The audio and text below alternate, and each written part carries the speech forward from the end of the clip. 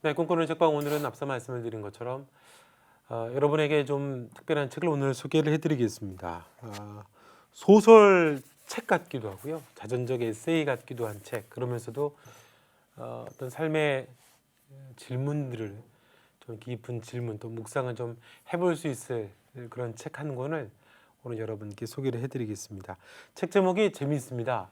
크리스천 신앙 서적보다는 일반 서적 같은 느낌을 주는 책이죠. 명자 누나라고 하는 책입니다. 이 책의 저자이신 아세아 연합 신학대학교의 이한영 교수님 모시고요. 오늘 책 이야기 함께 나누겠습니다. 교수님 어서 오세요. 예, 안녕하세요. 예, 반갑습니다. 책이 제목이 너무 좋습니다. 예.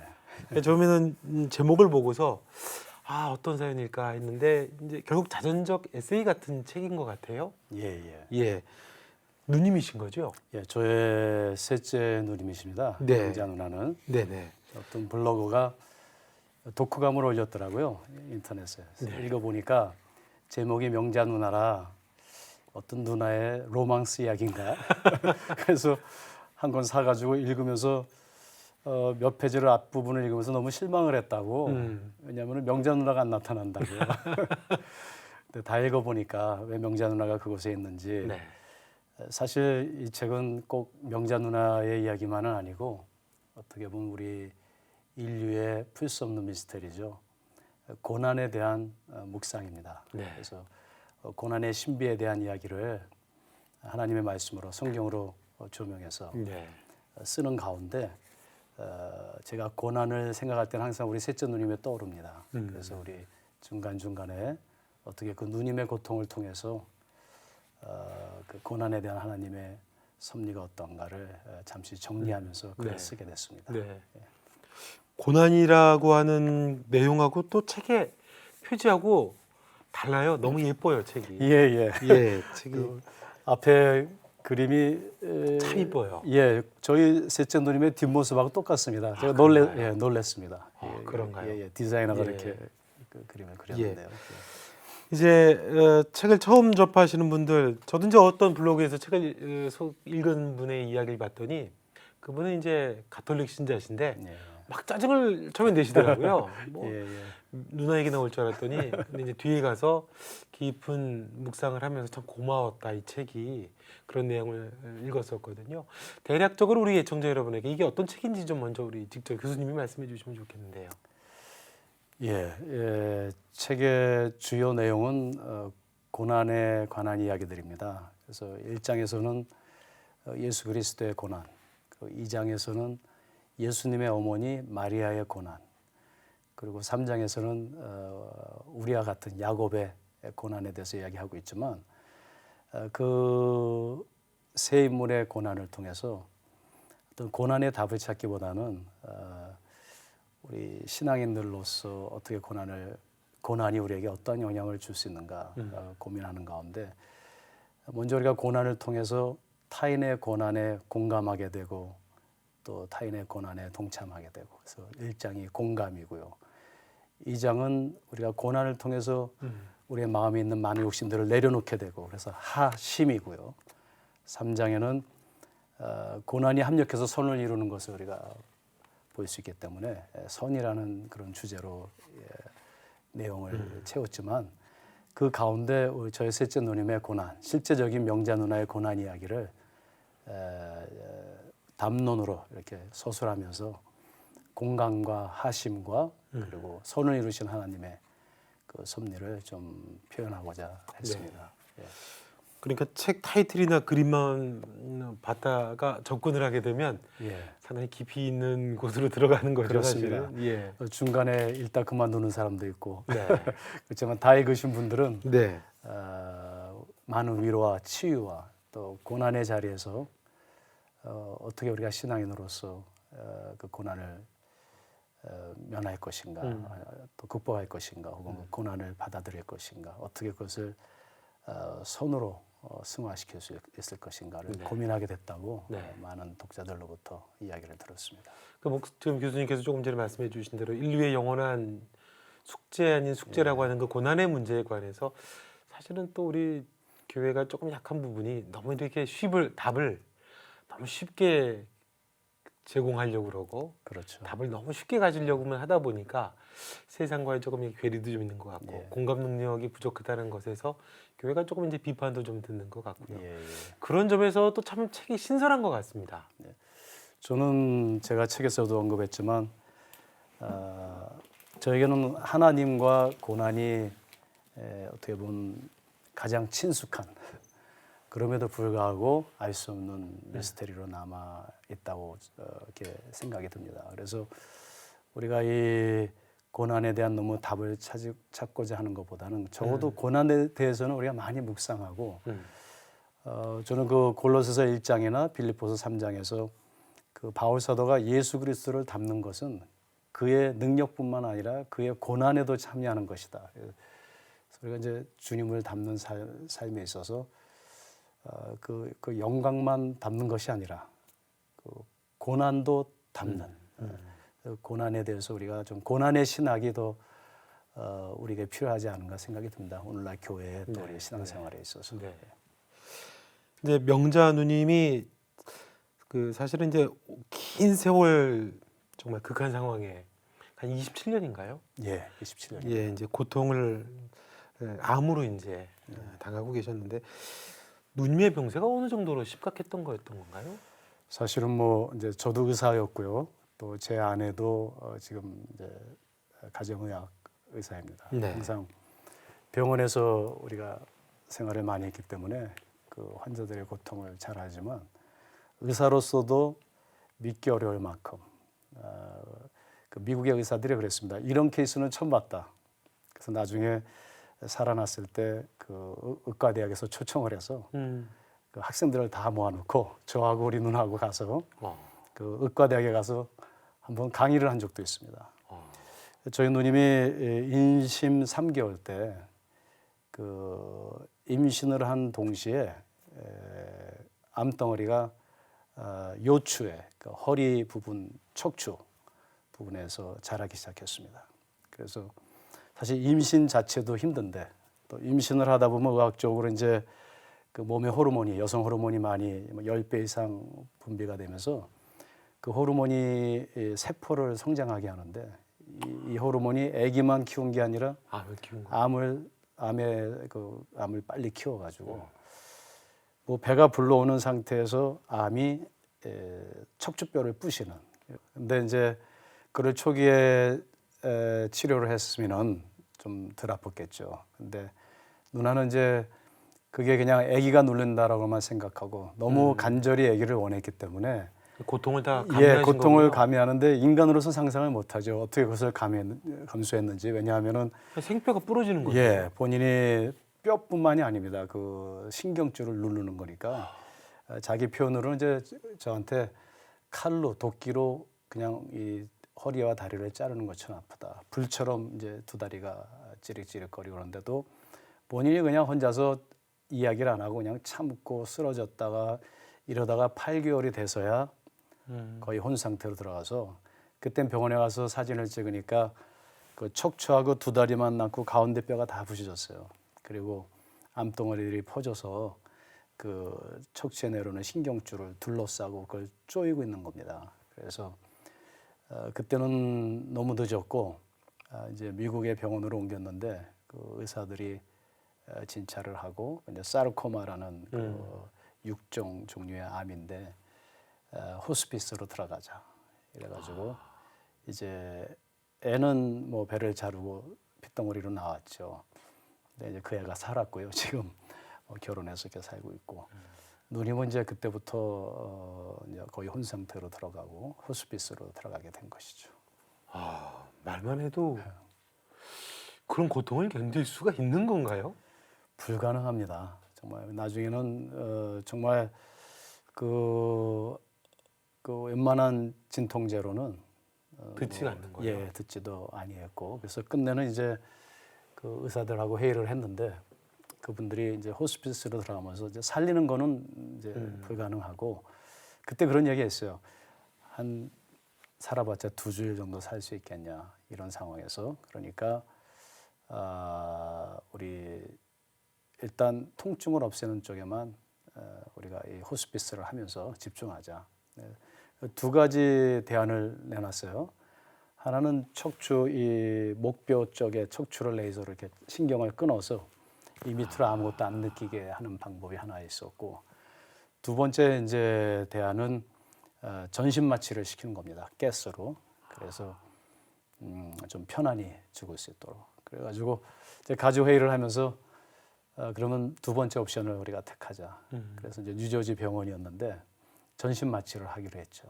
전신 마취를 하기로 하고, 누님은 이제 저희 집에서는 장례식을 다 준비하고, 왜냐면 전신 마취를 하게 되면 보통 가스 마취를 하면은 한 일주일 환자가 살죠. 근데 이제 끝내 폐가 스톱되니까 제가 의사한테 물어봤죠. 그 전신 마취하면 어떻게 되는 거냐, 그 담당 의사한테. 그랬더니 뭐 당신도 아시다시피 한 일주일 정도 사실 거라고. 그래서 이제 장례식을 다 준비하고, 미국에 이제 그 July 4th, 그러니까 7월 4일이 그 미국의 독립기념 큰 날이죠. 공휴일.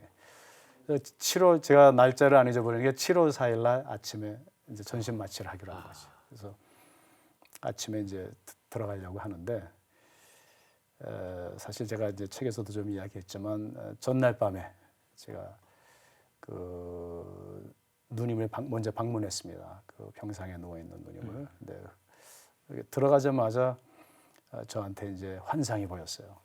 좀 이런 얘기를 하면 좀 이상하게 사람들이 생각할지 모르지만, 그 누님 옆에 간호원이 둘이 서 있었는데. 교수님이 보신 거군요. 그렇죠. 예. 누님 옆에 간호원 둘이 서 있었는데, 제가 이렇게 들어가자마자 간호원이 저한테 이렇게 얼굴을 돌리는데, 그 얼굴이 늑대 얼굴이었어요. 두 명이. 예. 그리고 저희 누님은 이제 혼 상태에 있었는데 침대에서 이렇게 앉아가지고 저를 보자마자, 이제 저는 이제 그 광경을 보고 깜짝 놀랐고요. 이게 뭐 환상이라기보다는 뭐 제가 실제로 제 눈에 보인 거니까요. 문을 열고 들어가자마자 누님이 저한테 이제 소리를 지르면서, 정말 얼마 전까지 혼 상태였던 분이 이렇게 앉아서 한영아, 나는 너를 증오한다. 나는 오늘 지옥 갈 거야 하고 소리를 지르는 거예요. 제가 너무 무서워서 도망 나왔어요. 도망 나오고, 그리고선 그 수간호사한테 가서 좀 저 안에 이상한 사람들이 있다고 도와달라고 그랬더니, 그 미국 간호사가 저를 이렇게 등을 이렇게 대면서 닥터리 진정하시라고. 제가 이제 누님이 죽으니까 좀 패닉이 온 줄 알고 거기 아무도 없다고 그러더라고요. 그래서 제가 다시 이제 들어갔는데 그냥 간호원 둘이 이제 서 있어요. 이제는 그냥 사람이에요. 근데 우리 누님이 계속 저한테 이제 저주를 하더라고요. 계속 예, 똑같은 똑같은 말로요? 저주를. 예. 그때 이제 우리 어머니 아버님이 들어오신 거예요. 할머니가 들어오시고. 그러니까 막 이제 소리 지르고 그러니까 할머니께서 가서 누나를 잡고 막 기도를 하시고. 저는 사실 너무 신앙이 없던 사람이에요. 그 당시에는. 예, 교회를 다녀도 그냥 다닌 사람이었죠. 근데 너무 무서우니까 그냥 제가 옆에 침대 옆에 그냥 주저앉아 버렸어요. 땅바닥에. 그래서 기도를 했죠. 하나님, 우리 누나 살려주세요. 살려주시지 않아도 천국 꼭 가게 해주세요. 제가 꼭 목사 되겠습니다. 그때 제가 그때 서운을 잘못해가지고 이렇게 지금 물론 하나님의 은혜 가운데 복 가운데 보내지만 그렇게 밤을 보냈어요. 누님이 우리 할머니께서 기도하시니까 탁 뒤로 쓰러지더라고요. 그러더니 뭐 샬라 막 그래요. 이상한 말로 막 기도를 하더라고요. 나중에 이제 제가 깨달은 건데, 성령께서 그 기도를 도우신다라는 것을 깨달았어요. 그리고 이제 아침이 됐죠. 그리고 수술실에 들어가는데 저희 아버님이 마지막 제 손을 잡으면서, 한영아, 네가 좀 마지막 들어가서 이제 가스를 뿌리면은 이제 못 보는 거니까요. 일주일 후면 우리가 장례식을 준비했으니까 같이 좀 따라 들어가라고. 그래서 제가 아버지 저기 수술실에 가족들이 마음대로 들어가는 게 아닙니다. 그랬더니 내 마지막 소원이라고 그래라 좀. 너도 의사인데 한번 같이 들어가서 누나 옆에 그 눈 감는 것을 네가 옆에서 좀 기도해 달라고. 그래서 이제 그 마취사 의사가 오길래 제가 가서 이제 그분이 저를 아니까 이야기를 하고, 우리 아버님이 이렇게 얘기한다 그랬더니 와서 같이 하자고. 그래서 우리 누님 그 마취실을 같이 들어가게 된 거예요. 저하고 마취사하고 간호원 몇 명하고 같이 들어가서 이제 옷을 다 갈아입고 이제 머슬 릴렉센트라고 저기 이제 근육을 부드럽게 하는 이제 주사를 놓고 가스를 뿌리려고 하는데 제가 이제 이렇게 그 머리 맞 그쪽에 이렇게 서 있었죠. 누님이 눈을 딱 뜨더라고요. 그래서 제가 깜짝 놀라서 누나 그랬더니 한국말로 갑자기 배고파 그래요. 그래서 깜짝 놀랐죠. 그 옆에 있던 미국 의사가 What is she saying? 뭐라 그러냐고. 의사도 놀란 거예요. 좀 마취하려고 그러는데 눈을 떴으니까. 그래서 she's saying she's hungry. 좀 배고프다 그런다. 그랬더니 그 마취사가 이거 배고픈 사람을 마취하면 이거 안락사 아니냐고. 그렇죠. 호스피스가 아니고. 좀 더 우리 논의가 필요하다고. 그래서 나온 거예요. 그리고 27년을 산 거죠. 세상에. 그때 제가 안 들어갔으면은 죽은 그냥 거죠. 죽으신 거예요. 그래서 근데 그 27년이라는 세월이 제가 뭐 말로 표현할 수 없을 정도로 고난의 길이었어요. 제가 사실 책에는 그 고난에 대해서 쓴다면 가득 채울 수 있겠죠. 근데 너무 이런 간증 이야기들이 감동은 주지만 그렇다고 우리를 변화시키는 게 아니라 제가 고민 끝에 사실 이 책에는 그 하나님의 말씀을 성경을 중심으로 고난을 이렇게 분석하고 누나 얘기는 사실 굉장히 간략하게 줄였습니다. 그렇군요. 27년 동안 뭐 말도 표현할 수 없게 고난을 받았죠. 아마 그 상업적으로 뭔가를 좀 하고 싶은 분들이면은 그것만 갖고도 그냥 이야기를 그냥 몇 권을 만들 수도 있을 텐데 사실 이 책을 제가 어디 가서 간략하게 좀 간증을 했더니 책을 쓰자고 하는 출판사들이 많이 있었습니다. 제가 18년 동안 안 쓴 이유는 바로 거기에 있습니다. 사실 인간의 기억이 첫째는 제가 간증책을 읽고 실망한 적이 몇 번 있습니다. 그 저자하고 만나 보니까 간증하고는 아무 상관없는 다 그런 건 아니지만요. 두 번째는 이런 간증 이야기를 정직하게 쓰기가 쉽지 않습니다. 또 출판사에서 이렇게 미화 작업도 할 수 있고 세 번째는 우리 사람의 기억이라는 게 의학적으로 과거를 재구성할 수 없습니다. 항상 축적된 현재 상황에서의 기억이지 축적된 현재이지 과거는 아니거든요. 그래서 굉장히 망설이다가 여러 가지 이유로 기도하면서 사실 여기는 이번에 나온 책은 그래서 말씀 중심으로 두 번째는 제가 하나님께 매일 기도했습니다. 정말 정직한 기억이 되게 하옵소서. 세 번째는 출판사에서 조금 더 미화 작업을 안 했습니다. 제가 쓴 대로 그대로 저는 글을 잘 못 쓰는데 그냥 그대로 이렇게 그대로 실어준 거예요. 그대로 실어주셨습니다. 사실은 저도 그게 궁금했거든요. 이제 한참 지나고 나서 지금 이제 책을 더군다나 이제 이 책이 첫 권이시면 뭐 그럴 수도 있다 싶지만 근데 다른 책도 내셨는데 왜 지금 이 책을 쓰셨나요?라고 궁금했었는데 답을 주셨네요. 그동안 저는 뭐 구약을 가르치는 교수니까 이 주석 또 뭐 신학책을 항상 많이 했었는데 이 책이야말로 제 머리에서 나온 책이 아니고 그냥 제 영혼, 제 마음을 그대로 담은 그냥 책이라고 믿어주시면 되겠습니다. 굉장히 짧은 책이지만.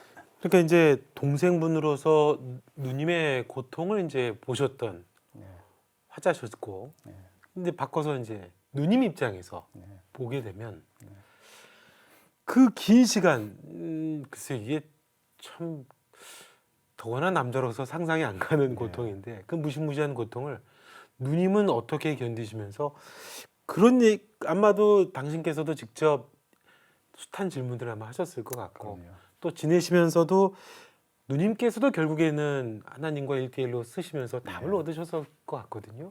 뭐라고 누님은 말씀을 하시던가요? 좀 그 과정이 있었습니다.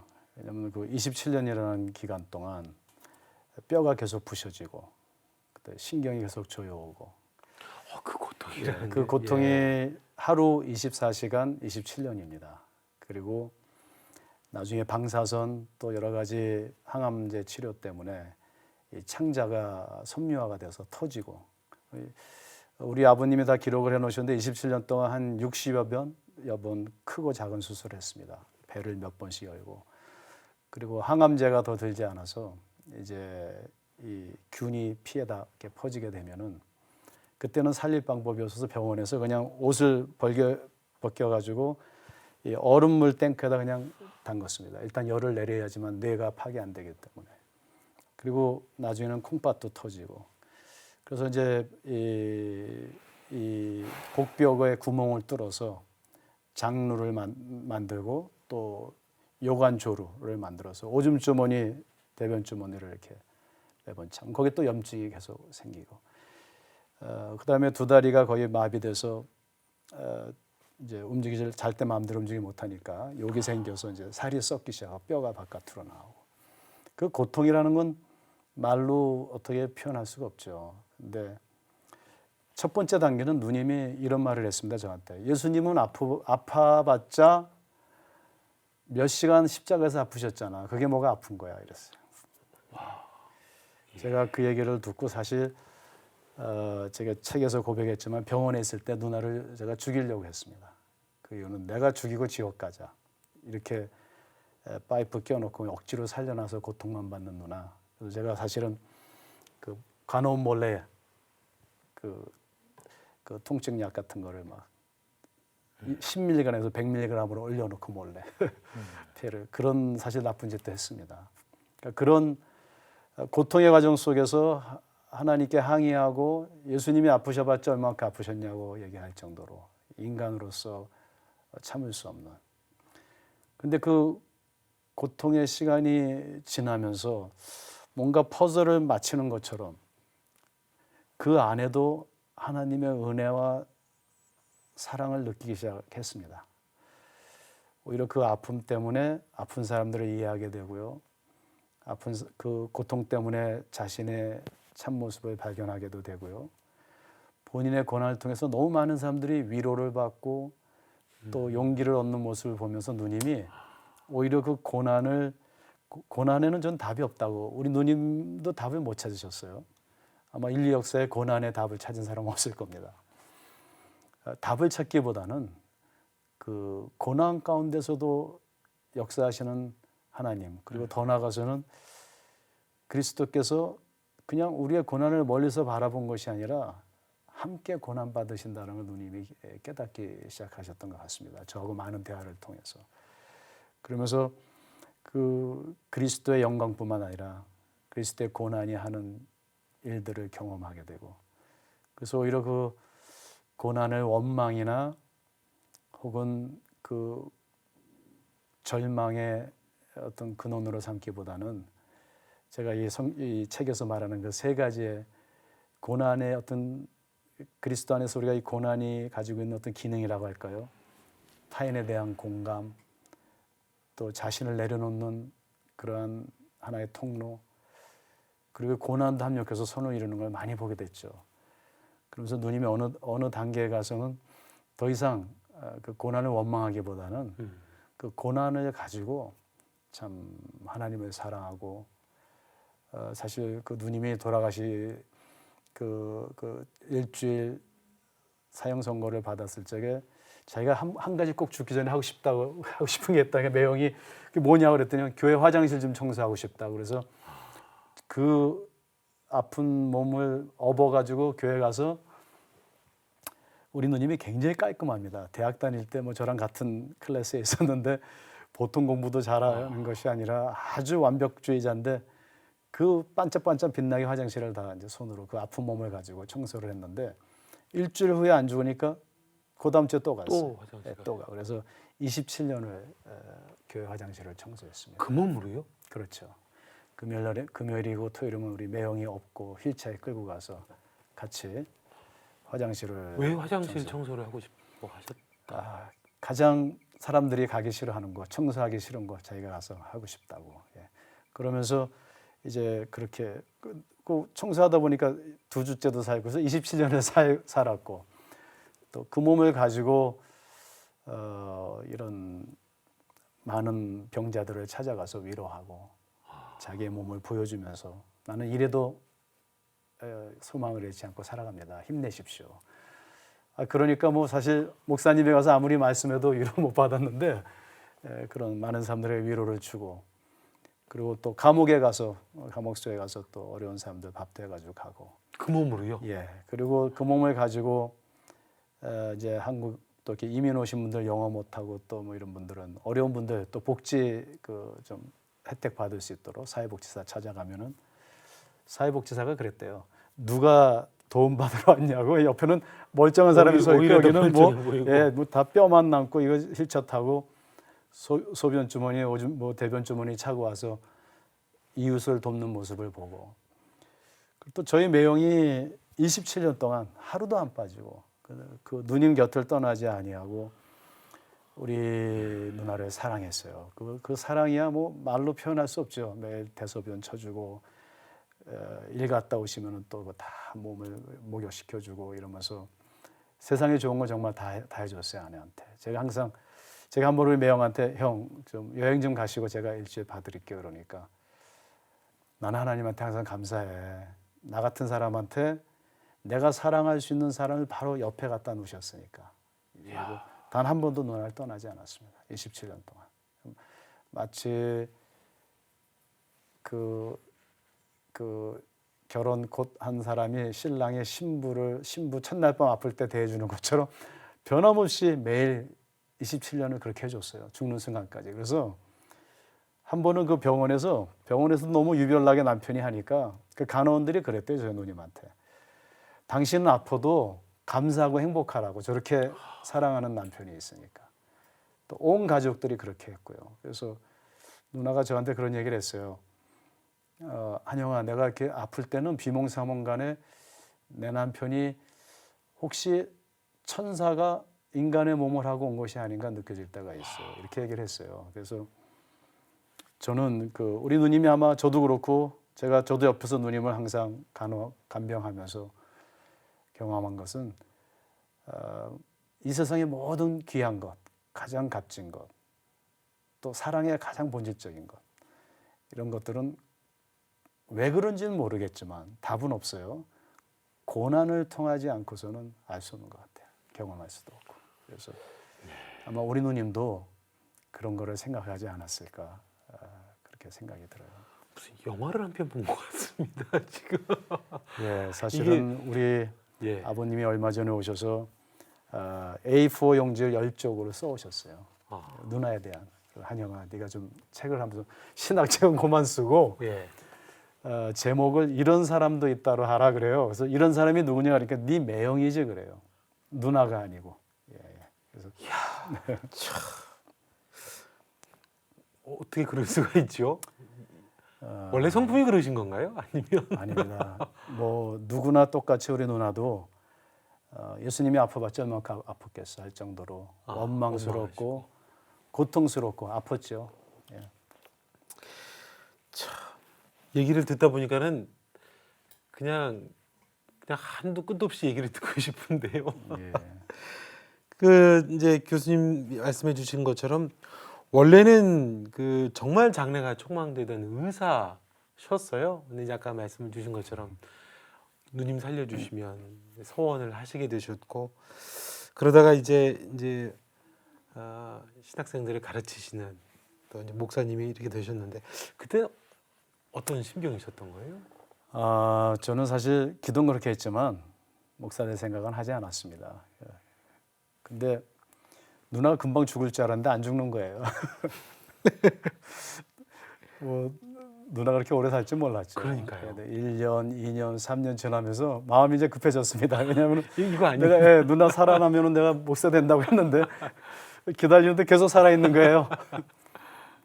더군다나 제가 목사가 안 되겠다라고 딱 생각을 하면은 누나가 더 아프기 시작하고요. 그래서 저는 맨 처음에 그게 우연인 줄 알았어요. 근데 그게 일관되게 반복되는 겁니다. 그러던 어느 날 제가 우리 어머님 댁에서 이렇게 자고 있는데 제가 원래 뉴욕에서 일했어요. 뉴욕 병원 암센터에서 포스타 펠로우 일을 하다가 뉴저지 어머님 댁에 와서 2주를 보내게 됐는데 잠을 자는데 갑자기 한영아 하는 큰 소리가 들렸어요.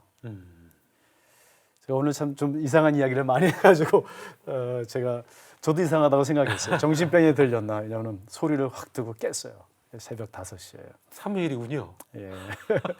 근데 제 앞에 누가 이렇게 서 계시더라고요. 근데 저는 사실 한국에서 9살 때 떠났습니다. 한국에서는 초등학교 1학년밖에 안 다녔어요.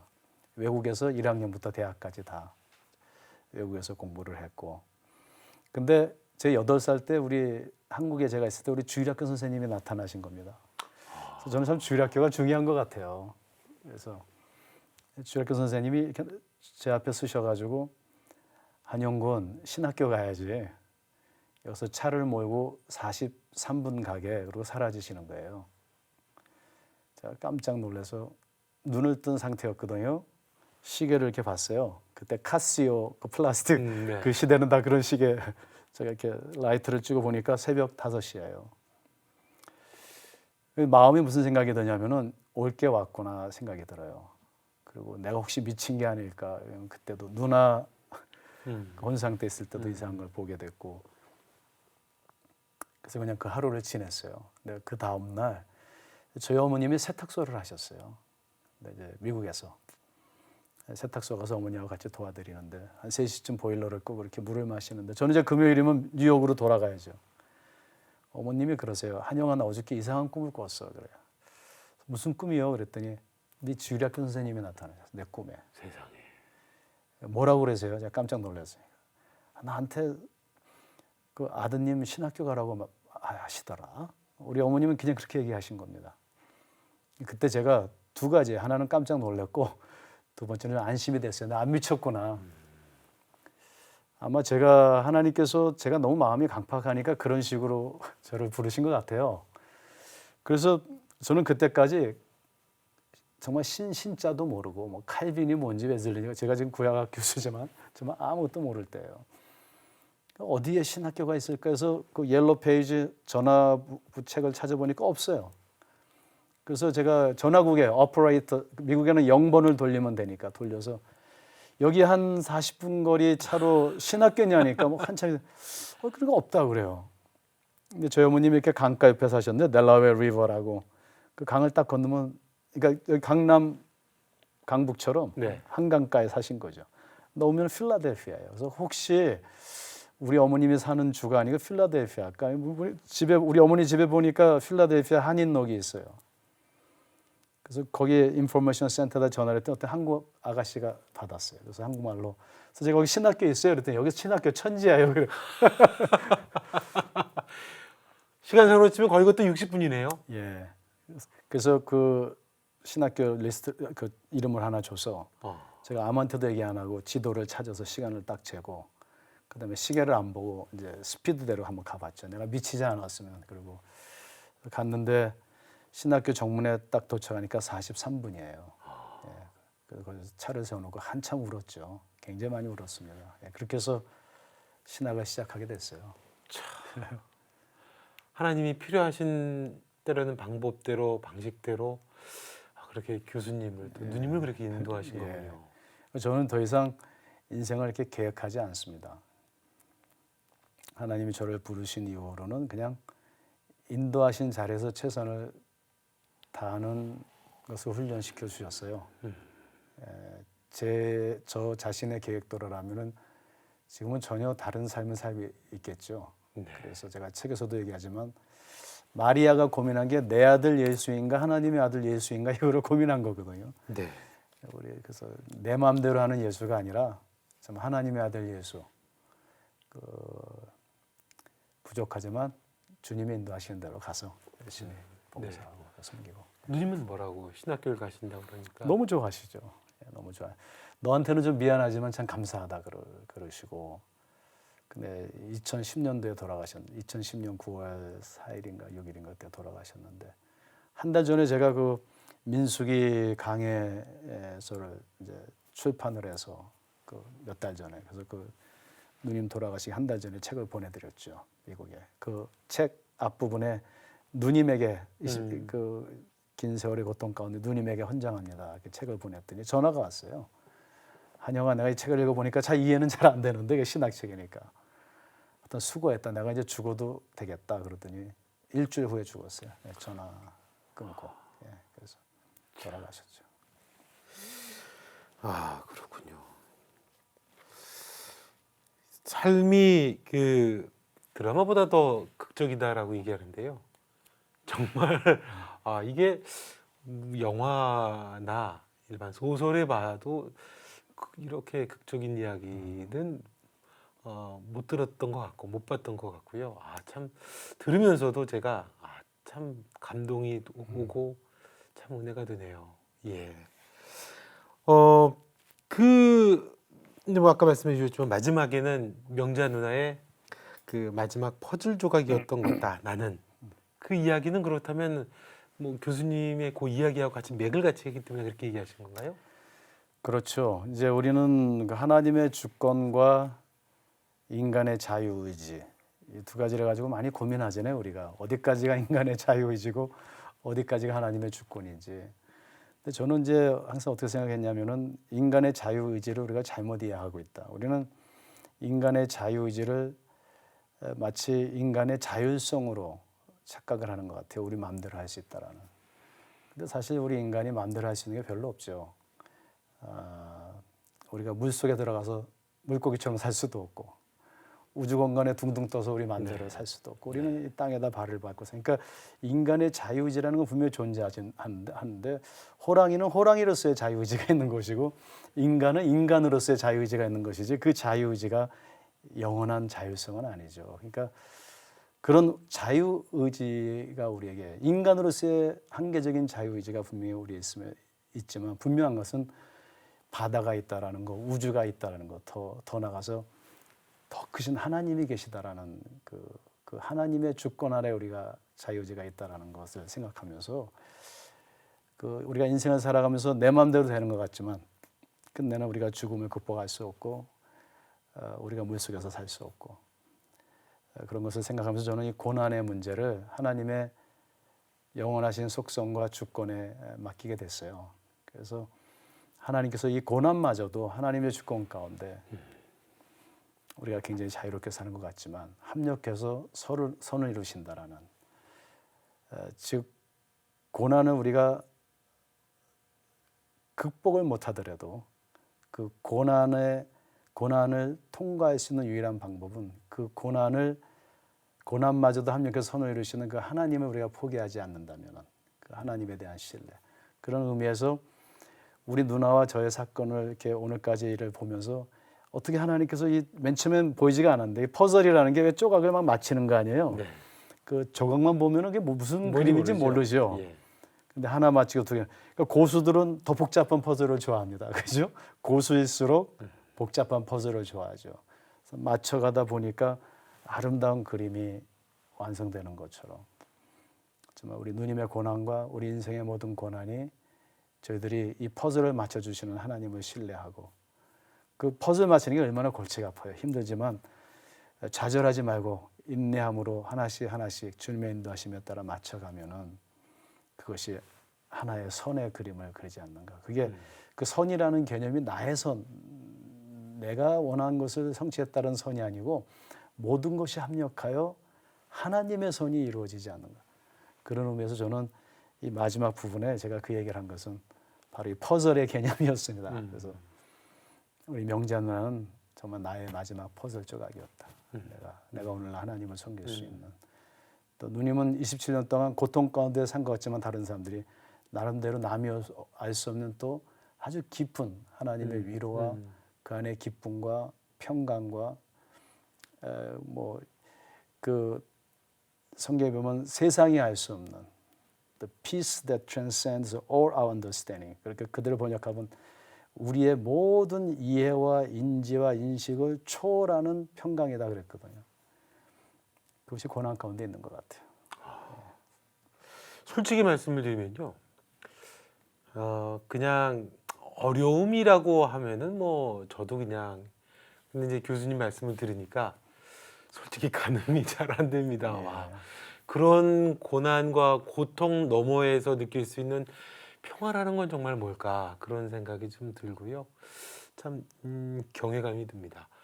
그 어떠세요? 그러면은 이제 당사자이셨던 누님도 물론 굉장히 이제 가장 힘드셨겠지만 역시 지켜봐야 되는 우리 이제 교수님 말씀해 주신 것처럼 정말 해서는 안 될 행동도 하시고 싶으셨었고 도와줄 수만 있다면 빨리 더 고통을 안 느끼기도 해주고 싶었던 게 가족이면 바라보는 가족들의 고통도 참 컸을 텐데 그 가족에게 그러니까 누님의 그 고통, 암발병 이전의 그 고통 이전과 이후에 가족들에게도 어떤 좀 변화가 뭐 어머님 아버님이 말씀을 해주셨습니다만 저는 그 고통이 모든 사람에게 긍정적으로 좋은 결과를 나타낸다고는 보지 않습니다. 그래서 우리 가족도 마찬가지예요. 그 누님의 고통을 통해서 실망하는 사람도 있고 누님의 고통을 통해서 오히려 또 성화되는 사람도 있고 그러니까 다양한 반응이었어요. 그렇지만 그 고난을 통해서 뭔가 누구나 우리 온 가족들이 한 가지 한 일은 있습니다. 정말 서로 사랑했던 것 같아요. 그래서 누나의 그 고통을 통해서 정말 누님을 어떻게든지 좀 덜 아프게 해주려고 온 가족이 똘똘 뭉쳐서 함께 기도하고 최선을 다하고 그 과정에서 섬김도 배우고 또 사랑도 배우고 또 하나님께로 가까이 더 가게 되고 그런 일들이 사실 있었습니다. 사실 굉장히 본인도 아팠지만 부모님이야 뭐 저도 그렇죠. 이제 애가 있지만 그 뭐 말로 표현할 수 없도록 아픔이 27년 동안 긴 아픔이었고 지금도 아픔이 있습니다. 그죠? 예, 그렇죠. 사랑하는 딸을 보내고 이렇게 아픔이 있죠. 네. 그 이제 우리 애청자 여러분 중에서도 사실은 이제 각자가 처해져 있는 환경에 따라 사실 고통이라고 하는 게 어느 정도다라고 수치를 참 잴 수 없는 게 각자 자기 여건과 예. 상황에 따라 그 무게들이 있는 거니까 예. 이 시간에도 이 방송을 듣고 또 이제 SNS를 통해서 이 방송을 좀 보시는 많은 분들 중에는 정말 이해할 수 없고 알 수 없고 고통스러운 분들 참 많이 계실 것 같고 뭐 지난 시간에도 이제 그런 얘기를 했습니다만 우리나라가 뭐 한 해 하루에만 자살자가 40명이라니까요. 그만큼 이제 고통스럽다는 얘기인데요. 그런 분들에게 글쎄요 참 역설적이지만 처음에 고난은 답이 없습니다 하셨지만 들려주고 싶은 이야기가 좀 있다라고 그러면 어떤 이야기일까요? 저는 제가 다시 말씀드리지만 고난에 대한 일단 답을 찾으려고 안 하는 게 좋을 것 같아요. 왜냐면은 고난에는 답이 없는 것 같아요. 정말 그 고난에는 고난을 좀 하나의 미스테리로 남겨뒀으면 좋겠어요. 제가 이 사실 원래 책의 이름은 고난의 신비라고 해요. 신비라는 건 영원한 미스테리거든요. 주님 오시는 그날까지. 두 번째는 절망하지 않았으면 좋겠어요. 아파하는 거하고 절망하는 건 다른 것 같아요. 그래서 아파는 해야죠. 아프죠. 그렇지만 절망을 안 했으면 좋겠어요. 그리고 세 번째는 합력할 선을 이루시는 하나님과 하나님을 포기 안 했으면 좋겠어요. 제가 맨 마지막에 야곱 이야기를 하지만 야곱이라는 사람 이렇게 특별히 인간적으로는 우리가 존경할 만한 존재가 안 되는데 제가 야곱을 좋아하게 된 이유는 그분은 다른 거 몰라도 하나님을 포기 안 하시는 것 같아요. 이 한도 뼈가 빠져나올 정도로 하나님과 씨름하는 그래서 하나님과 씨름해서 이겼다라는 이름이 이제 이스라엘로 바뀌는데 그러니까 우리가 이제 보면은 답을 찾으려고 하는 사람이 있고 그러면 그냥 답을 찾는 사람들의 특징이 뭐냐면은 굉장히 폭력적인 사람이 됩니다. 답을 못 찾으니까 비판적이 되고 그런가 하면 그냥 절망만 하는 사람이 있고요. 우울증에 빠지고 자살하고 이렇게 하고 그리고 더 나아가서 이제 하나님을 포기하죠. 하나님의 손을 의심하게 되고 그래서 저는 만약에 우리 지금 어떤 고난 가운데 있든 간에 마지막 순간까지 하나님을 포기하지 않았으면 좋겠다. 하나님과의 마지막까지 씨름해서 이겼으면 좋겠다. 하나님하고 좀 씨름해서 분명히 합력해서 뭔가 그 고난에 또 하나님의 위로가 있으리라고 저는 믿습니다. 네. 지나고 나서 우리 교수님 말씀해 주신 것처럼 아, 퍼즐이 이거였구나라고 생각들을 하시게 되는 건가요? 그러면? 제가 지금 이제 한국에 와 있는데요. 저희는 저희 아버님이 독자시고 어머니도 이북에서 오시고 여기 직계 친척은 없습니다. 저는 초등학교 1학년 때 떠났고 여기 아는 사람도 없고 뭐 친구도 없고 다 사람들이 어떻게 한국에 왔냐고 이렇게 물어보죠. 근데 저는 제가 19년 전에 그 일본에 갔습니다. 일본에 친한 친구가 있어서 안과 의사인데 일본 사람입니다. 근데 호텔에 신주쿠 호텔에 이렇게 앉아 있는데 제가 이제 토요일 날 비행기를 타고 일본을 떠나야 되는데 금요일 날 저녁이죠. 신주쿠 힐튼 호텔에 로비에 앉아 있는데 제 앞에 어떤 분이 지나가는 거예요. 걸어가시면 그분이 누구냐면 10여 년 전에 저를 신학교 가게 하신 그 비몽사몽간의 주일학교 선생님이요? 주일학교 선생님이 실제 일본 신주쿠 호텔 앞에 걸어가요. 그분이 아마 시청자들 중에서도 아시는 분 많을 것입니다. 전 성결대학교 총장이신 성기호 총장님이십니다. 그래서 이제 그 성기호 총장님께서 지나가셔서 제가 놀래가지고요. 그러니까 하나님께서 이렇게 이 퍼즐을 맞추는군요. 어떻게 일본이라는 땅에서 그 신주쿠에서 그 호텔에서 그 성교 총장님은 이제 무슨 컨퍼런스 때문에 거기 오신 거고 호텔에. 그래서 나가서 같이 제가 우동을 먹으면서 그 이야기를 다 나누면서 그때 같이 계신 분이 우리 제가 지금 일하고 몸담고 아세아나 신학대학교 인테코 총장입니다. 두 분이 같이 오신 겁니다. 그래서 두 분이 저를 한국으로 데려왔어요. 저는 뭐 오려고 하지도 않았고 저는 신학을 뭔가 사실은 MD부 하면서 안 믿어져가지고 신학을 하면 뭐 홍해바다 갈라지고 당나귀가 이야기 믿어지지가 않는 거예요. 그래서 사실 신학을 더 많이 계속 포기하려다가 중간에 또 포기하자면 누나가 더 아프고 할 수 없이 또 하고 저는 사실 박사과정 하면서 정말 본어겐이 됐습니다.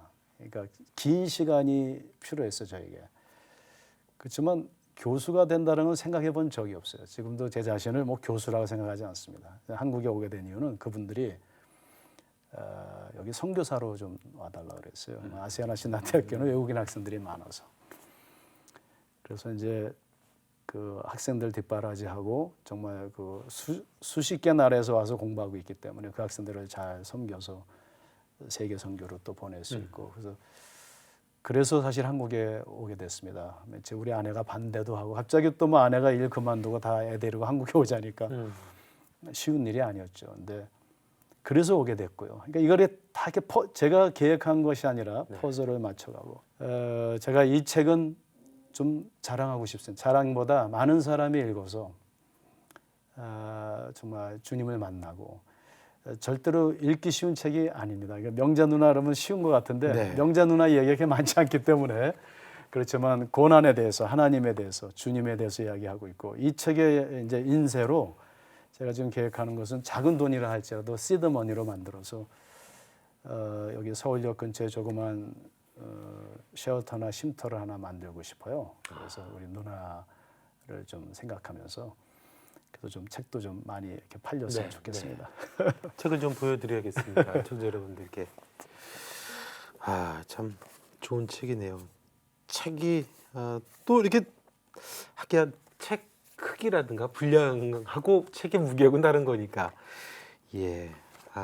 참 조금 자그마한 책이고 분량도 작고 그런데 어떤 분들은 분량 작아서 쉬운 줄 알고 열었다가 포기한 사람도 있다 그러고 또 줄을 치고 읽는다는 분도 계시고 그러네요. 때로는 한 페이지가 한 권 같은 책들이 있으니까요. 감사합니다. 꿈꾸는 책방에서는요 오늘 명자 누나라고 하는 책 소개를 해드리고 있습니다. 이한영 교수님께서 쓰신 책인데요. 저도 사실은 그 당시에 글쎄요 뭐 어떤 의도라고 그러긴 좀 그렇지만 기억이 온전할 때 좀 뭔가 좀 감성적으로 책을 낼 수 있었을 텐데 왜 이렇게 책이 늦게 나왔을까라는 생각을 했었는데요. 교수님의 또 뜻깊은 또 이야기가 있어서 이제야 이 책이 나왔다는 것을 저도 알게 됐습니다. 교수님 끝으로 글쎄요 뭐 조금 전에 드렸던 질문하고 좀 비슷한 내용일 수도 있겠지만 어떤 분들이 사실은 이제 뭐 고난에 대한 이야기니까 어떤 분들이 읽으면서 또 어떤 은혜를 또는 또 어떤 것에 관해서 같이 좀 공감을 했으면 참 좋겠다. 책을 쓰시면서도 아마 그런 생각을 하셨을 텐데 그것도 뭐 앞에 몇 번 얘기해 주셨지만 조금 정리해 주시면서 마지막으로 그 말씀해 주시고 말씀 마쳤으면 좋겠습니다. 뭐 이 책은 사실 뭐 고난에 대한 것이라기보다는 인생에 대한 이야기라고 생각이 듭니다. 저는 우리 할머니께서 항상 그러셨듯이 인생은 고난이야 고난. 고난이 싫으면 가서 묻혀. 항상 그러셨어요. 그래서 고난을 뭐 좀 특별한 거로 생각하기보다는 삶의 한 부분이다 이렇게 간직하고 그것을 잘 이렇게 이 조개가 이 모래를 잘 감싸듯이 우리의 고난을 잘 감싸서 믿음으로 말씀으로 하나님을 포기 안 함으로 잘 감싸가지고 아름다운 진주를 이렇게 좀 만들었으면 좋겠습니다. 네. 예. 자, 꿈꾸는 책방 오늘 명자 누나의 저자이신 이한영 교수님과 함께 책 이야기 함께 나눴습니다. 좋은 책 내주셔서 감사드리고요. 네, 좋은 말씀 고맙습니다, 예, 교수님. 감사합니다.